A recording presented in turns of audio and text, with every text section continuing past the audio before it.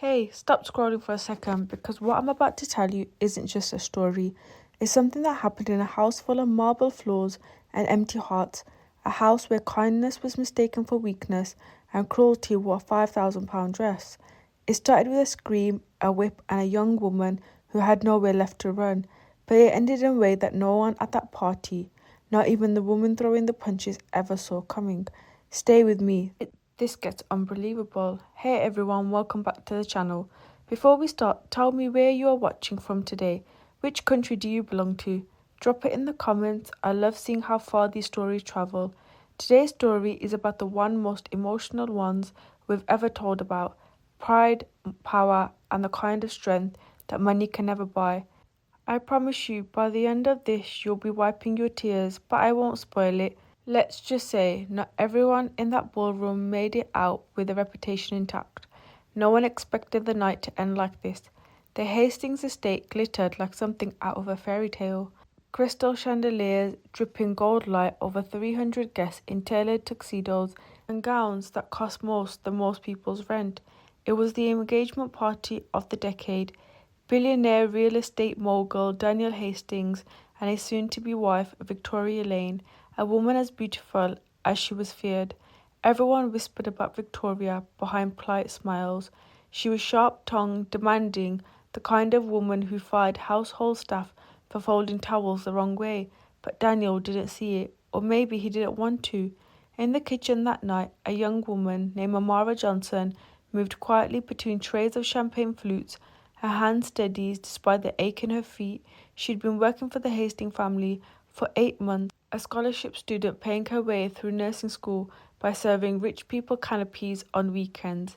She needed the money. Her little brother's medical bills depended on it. Amara wasn't supposed to be noticed. Staff never were, but that night Faith had other plans. It happened near the grand staircase. Victoria, 3 glasses of champagne deep, was showing off her engagement ring to a circle of admiring friends when Amara passed by carrying a tray of drinks.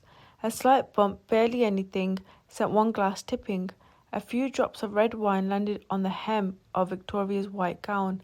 The room didn't even register it as an accident, but Victoria did. Her face twisted, jaw clenched, eyes blazing with a fury that seemed far too large for a few drops of wine. "Do you have any idea what this dress cost?" she hissed loud enough for heads to turn. Amara immediately apologized, voice trembling. "I'm so sorry, madam. Let me—" Victoria wasn't listening.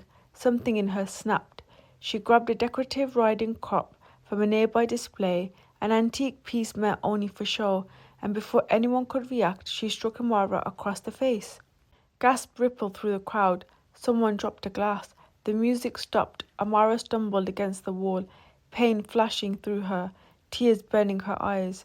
Not just from the sting, but from the humiliation of every single guest watching her, silent, doing nothing. And that's when the front door opened. Daniel Hastings walked in, the man of the hour, the billionaire everyone had been waiting for, and froze mid-step because what he saw wasn't just his fiancée losing her temper. What he saw would change everything. No one in that ballroom breathed. Daniel stood at the entrance of his own home, still in his overcoat, keys in his hand, staring at a scene that didn't make sense to him at first. His fiancée, chest heavy, riding crop still gripped in her fist, a young woman pressed against the wall, shoulders shaking, tears streaming down her face, and 300 guests standing in a circle like spectators at a public execution. "Victoria!" His voice was low, controlled, but underneath it was something colder than anyone could have ever heard from him. "What did you just do?" Victoria straightened, smoothing her dress as if nothing had happened.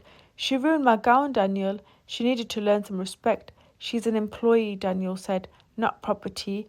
A few guests shifted uncomfortably. Others pulled out their phones, not to help but to record, because in a world of billionaires and reality TV drama, spectacle sold better than sympathy. Daniel crossed the room in long strides and kneeled beside Amara.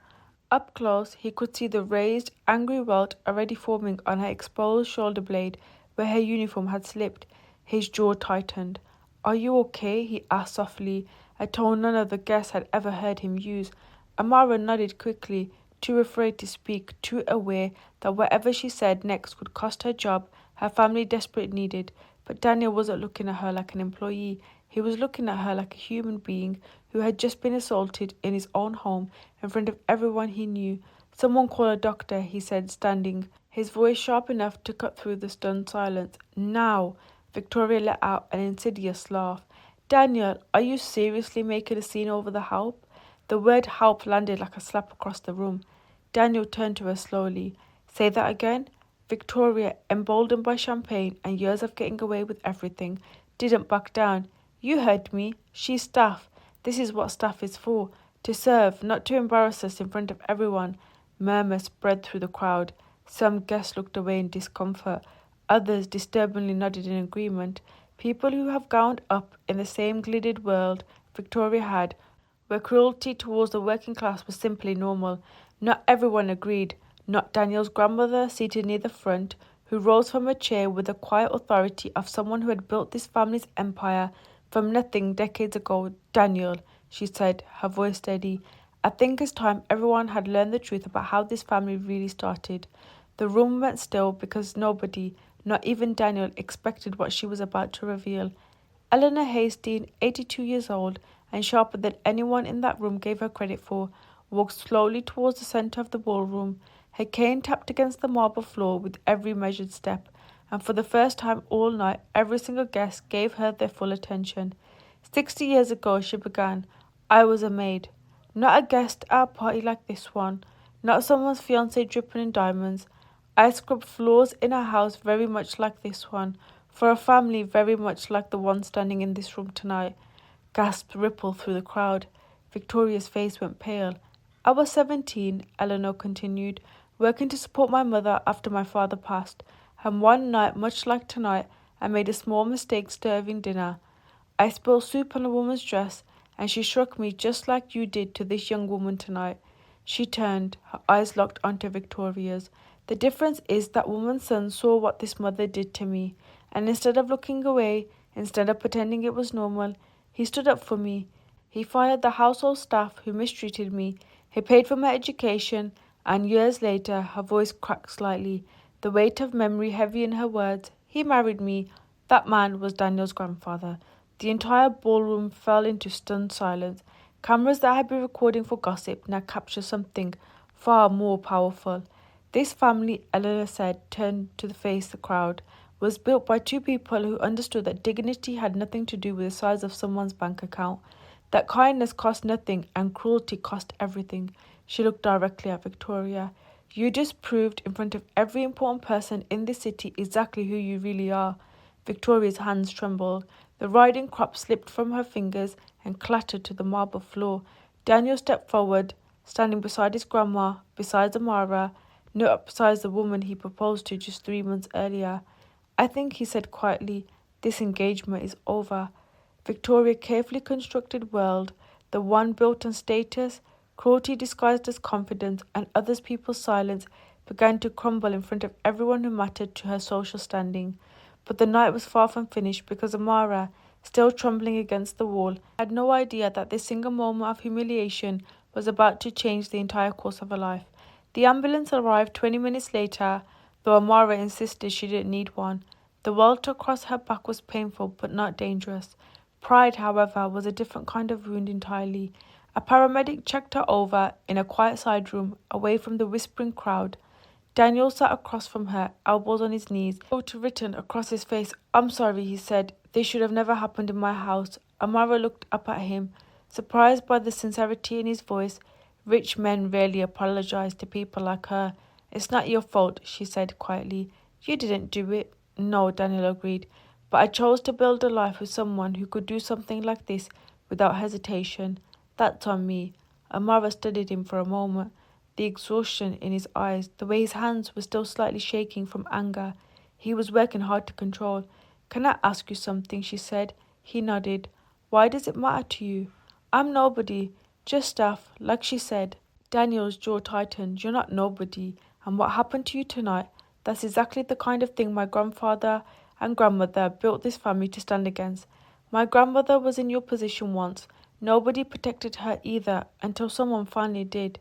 Amara's eyes filled with unexpected tears, not from pain this time, but from something rarer, being seen.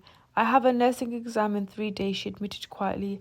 I was gonna work through the pain because I need this paycheck. My little brother has a heart condition.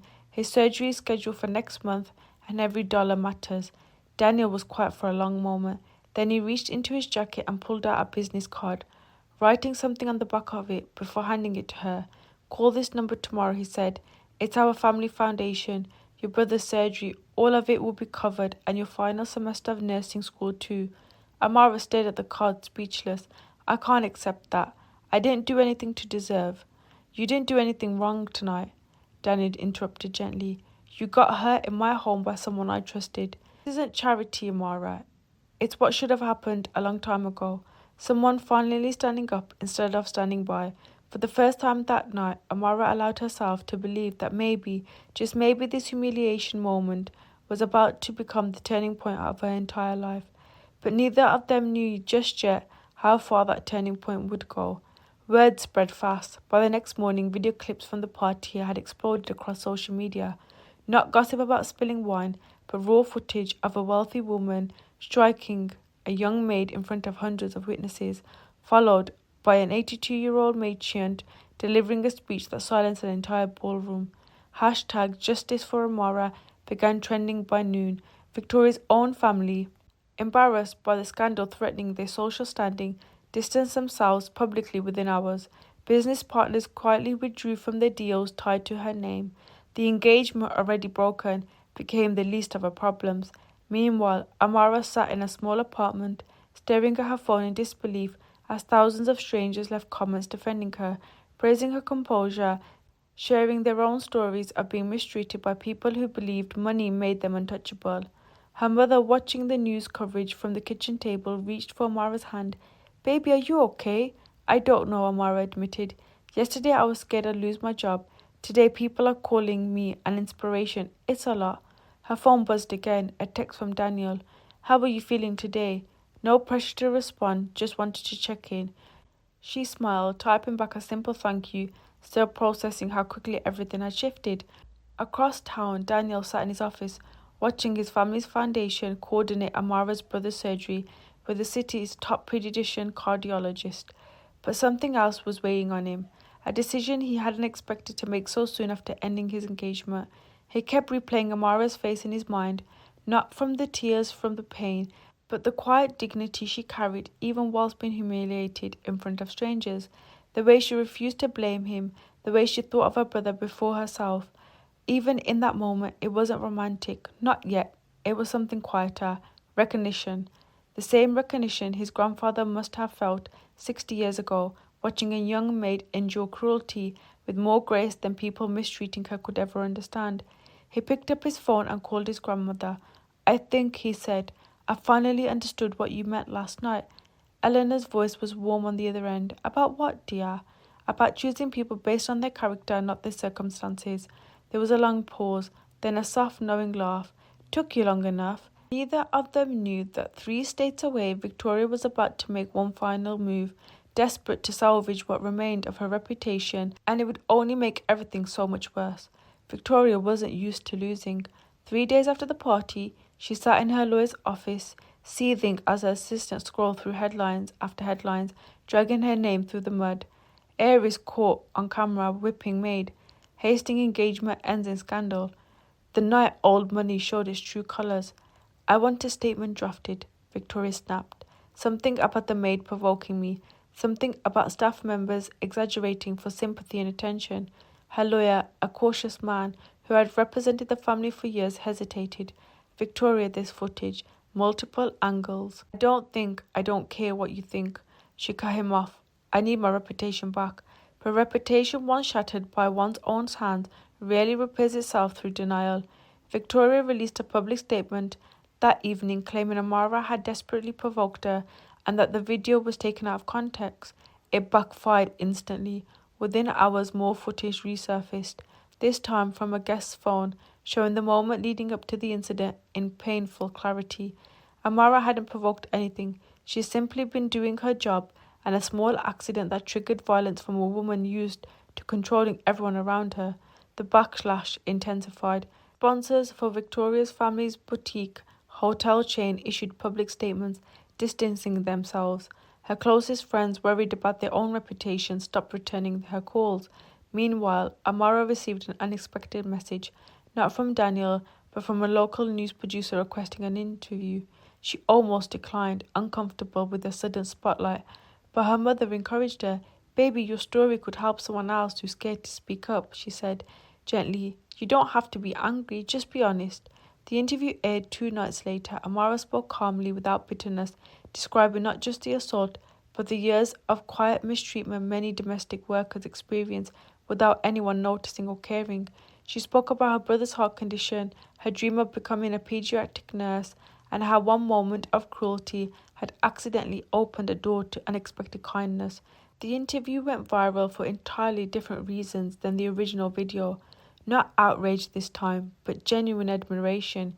Viewers didn't just see a victim, they saw a young woman with strength, humanity, and purpose. Daniel watched the interview from his apartment, unable to look away. When it ended, he sat in silence for a long moment before texting her. "You didn't have to do that interview, but I'm glad you did. You told the truth without losing yourself in anger. That's rare." Amara's response came a few minutes later. "I learned that from watching how your grandmother handled things at the party. She didn't yell, she just told the truth, and it was louder than anyone else in that room." Little did either of them know that simple exchange of admiration was about to grow into something neither of them expected. Weeks passed. Amara's brother's surgery was successful, a quiet private moment far from the cameras and headlines that defined the past month. Watching her little brother open his eyes in the recovery room, colour returning to his cheeks for the first time in years, Amara finally allowed herself to cry, not from pain or humiliation this time, but from overwhelming relief and gratitude. Daniel visited the hospital that day, not for publicity, but quietly, almost hesitantly, carrying a small stuffed bear for her brother. "You didn't have to come," Amara said softly, meeting him in the hallway.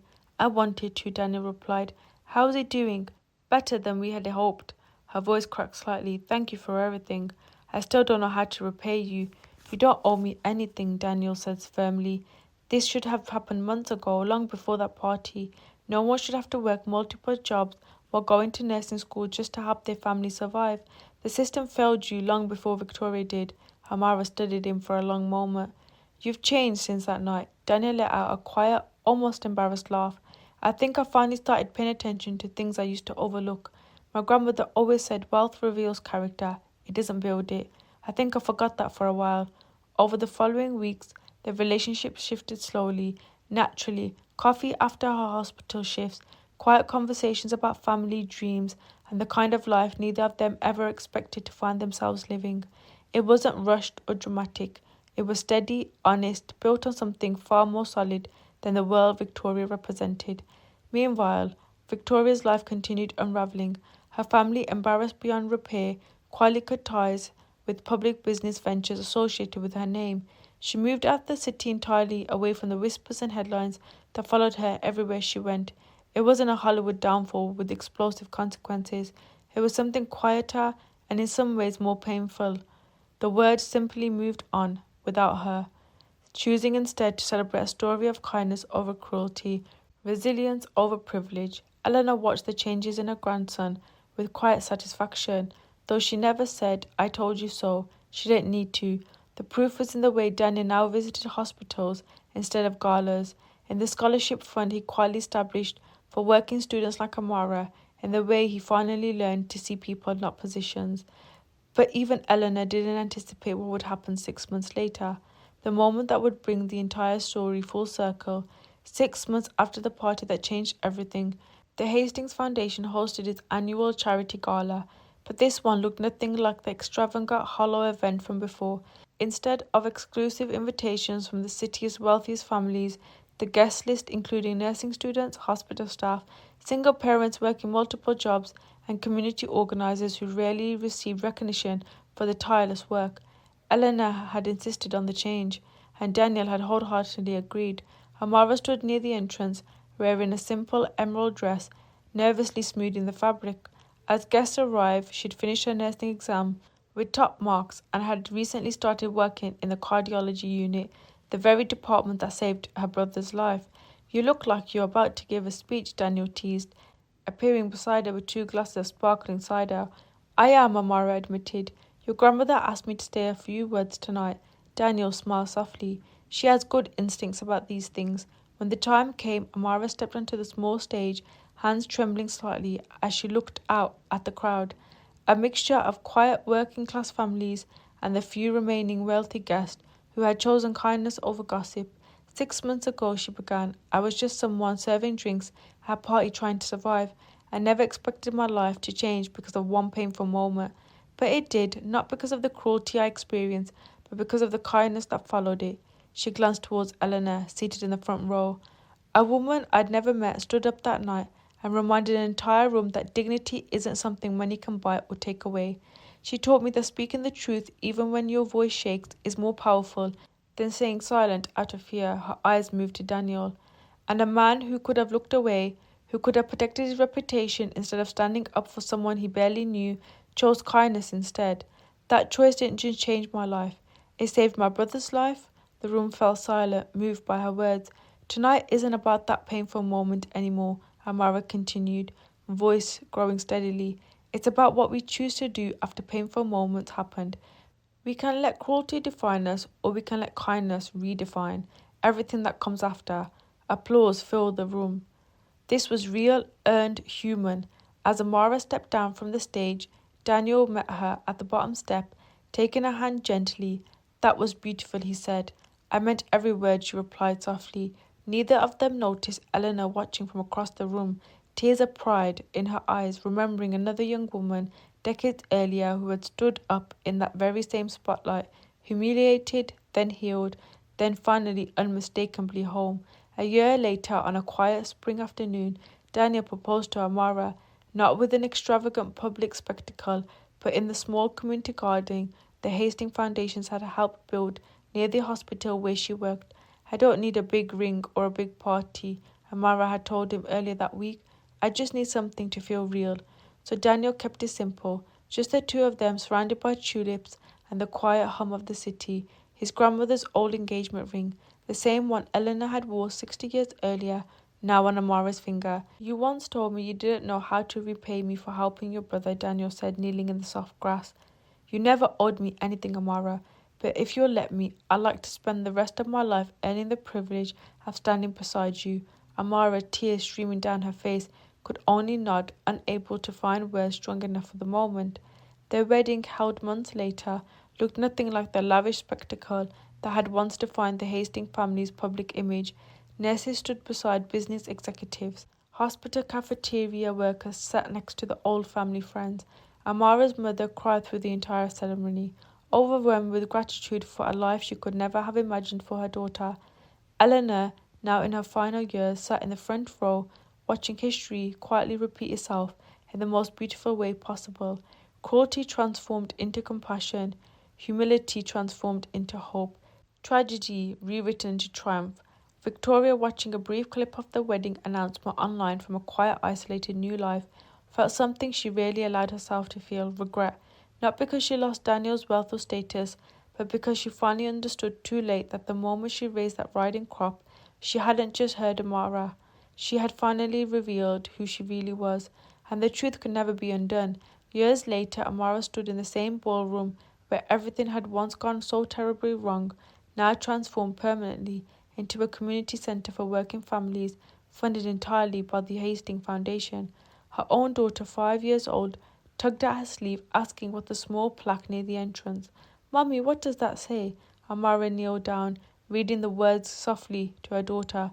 Dignity is never determined by circumstances. Kindness costs nothing, but its absence costs everything. This is where Mummy's whole life changed, Amara explained gently. Something painful happened here once, but because of it, so much good things happened after. Her daughter looked up